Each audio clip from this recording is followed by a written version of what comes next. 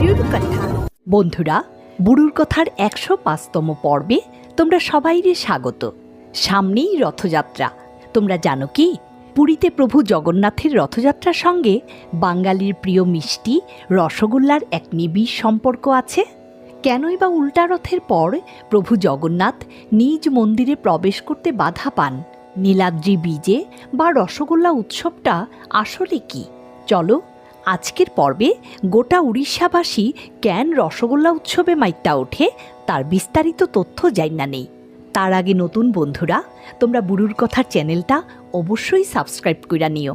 বন্ধুরা, এই বছর বাংলা ৩১ আষাঢ়, ইংরেজি ১৬ জুলাই বৃহস্পতিবার শ্রীধামপুরীতে জগন্নাথদেবের রথ বার হইব। আর ঠিক ৯ দিনের দিন অর্থাৎ ৭ শ্রাবণ ২৪ জুলাই শুক্রবারে উল্টা রথ পালিত হইব। উড়িষ্যার মহাপ্রভু জগন্নাথদেবের সঙ্গে বাংলার রসগোল্লার যোগ নিবিড়। তা প্রতিফলিত হয় রথযাত্রার শেষ দিন নীলাদ্রি বীজে অর্থাৎ রসগোল্লা উৎসবের মাধ্যমে।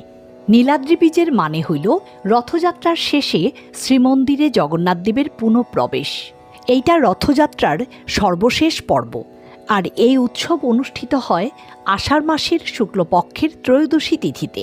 এই দিনই পালিত হয় রসগোল্লা দিবস। ২০২৬ সালে নীলাদ্রি বীজে বা রসগোল্লা উৎসব পালিত হইব ২৭ জুলাই সোমবার। এই উৎসবের নেপথ্যে প্রভু জগন্নাথ ও লক্ষ্মীদেবীর দাম্পত্য জীবনের এক রোমাঞ্চকর মান অভিমানে ভরপুর রসালো কাহিনী লুকাইয়া রইছে।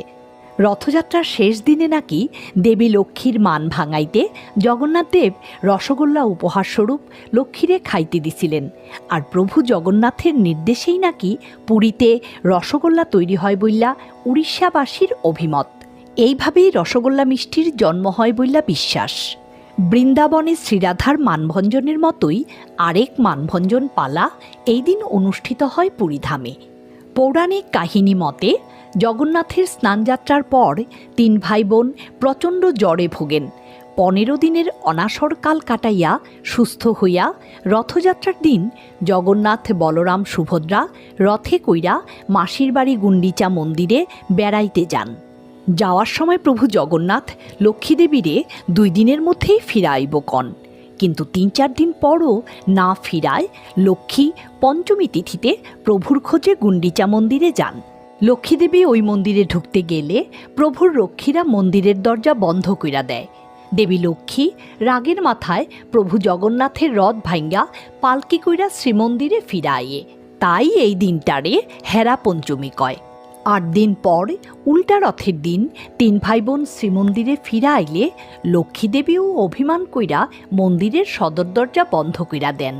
অগত্যা জগন্নাথ, বলরাম, সুভদ্রারে রথের মধ্যে ৩ দিন কাটাইতে হয়। অবশেষে আষাঢ়ের শুক্লা ত্রয়োদশীতে স্ত্রী লক্ষ্মীর মান ভাঙাইতে প্রভু জগন্নাথ রসগোল্লার শরণাপন্ন হন। যদিও এই দিন কপাল গুণে বলরাম ও সুভদ্রা মন্দিরে প্রবেশ করতে পারেন, কিন্তু প্রভু জগন্নাথের মুখের উপর আবারও লক্ষ্মীদেবী দরজা বন্ধ করেন।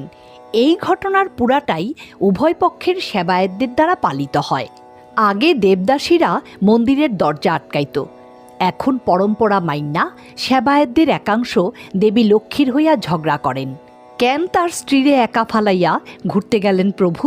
জগন্নাথের প্রতিনিধি তখন তারারে বোঝান, ভাসুর ঠাকুর বলরাম যেখানে রইছে সেইখানে মা লক্ষ্মীর যাওয়াটা কি শোভা পায়? লক্ষ্মীর দলের পাল্টা যুক্তি, বোন সুভদ্রা যাইতে পারলে মা লক্ষ্মীর যাইতে কি অসুবিধা? রীতি অনুযায়ী এই তর্কে হারেন জগন্নাথের প্রতিনিধিরা। তখন স্ত্রীর মান ভাঙাইতে ১ হাঁড়ি রসগোল্লার আয়োজন করেন জগন্নাথ। পরের বার আর এই ভুল হইব না, স্বামীর তরফে এই আশ্বাস পাইয়া মন গলে লক্ষ্মীদেবীর। যিনি জগদীশ্বর, যার প্রকাশ এই গোটা ব্রহ্মাণ্ড, তিনি নিজেই নিজেরে লিপ্ত করেন সাধারণ মানবলীলায়। অবশেষে অতুল ঐশ্বর্যের অধিকারিণী দেবীরে ওই রসগোল্লা খাওয়াইয়াই মান ভাঙান প্রভু। ঘরে ঢোকার অনুমতি পান তিনি। এরপর মন্দিরের সিংহদুয়ার বন্ধ হয়। দাম্পত্যের চিরমধুর এক গল্পের সাক্ষী থাকেন ভক্তরা। রসগোল্লা উৎসবে ভোগ হিসাবে কয়েকশো হাঁড়ি রসগোল্লা ওই দিন নিবেদন করা হয়। এই মিষ্টি আসলে উপহার দেওয়া হয় মহালক্ষ্মীরেই।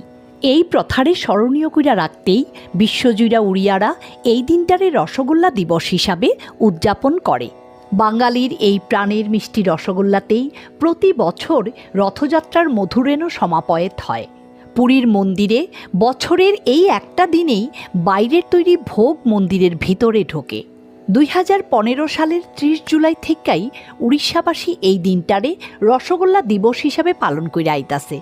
প্রসঙ্গত বাংলা এবং উড়িষ্যা দুই জায়গাতেই রসগোল্লা আপন আপন সংস্কৃতির ধারক ও বাহক। এদিকে রথযাত্রা বাংলাতেও আদৃত, তাই রসগোল্লা এই দুই রাজ্যের সামাজিক ও সাংস্কৃতিক মেলবন্ধনের একটা সূত্রও বটে। যদিও বাংলার রসগোল্লা এবং উড়িষ্যার ক্ষীরমোহন বা পাহালা রসগোল্লার স্বাদ ও গঠনে কিছুটা পার্থক্য রয়েছে, তবে দুই জায়গারই পরিচয়ের চিহ্ন বহন করে এই রসগোল্লা। জয় জগন্নাথ। বন্ধুরা, আশা করি পর্বটা তোমরা ভালো লাগছে। সবাইরে আবারও ধন্যবাদ জানাইয়া আজকের মতো বুড়ো বিদায় নিতাছি।